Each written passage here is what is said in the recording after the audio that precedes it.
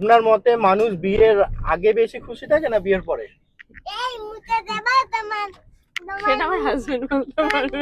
ও বিয়ের আগে বেশি খুশি ছিল না বিয়ের পরে? স্যার আপনার কি রায়? No comments.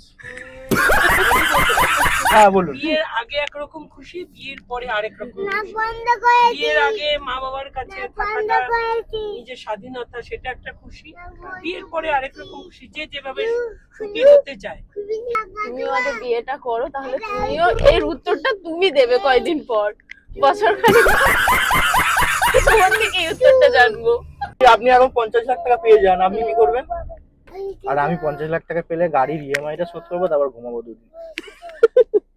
ছোট আর আমি ছোট 50 লাখ টাকা পেলে আগে 10 লাখ টাকা দান করব, হ্যাঁ আমি ওটাই বলতে গেছি, তারপরে 40 লাখ টাকার যে বিভিন্ন এনজিও তে দেওয়া যাবে তখন, মানে অনেকটা অ্যামাউন্ট, তো তখন তুমি আমার একটা সেটা নাতি তো অনেক হয়েছে, এনজিও তার নামে করতে কিছু, পারবে। ছেলের নামে কিছু, বউয়ের নামে কিছু, এই করে দেবো।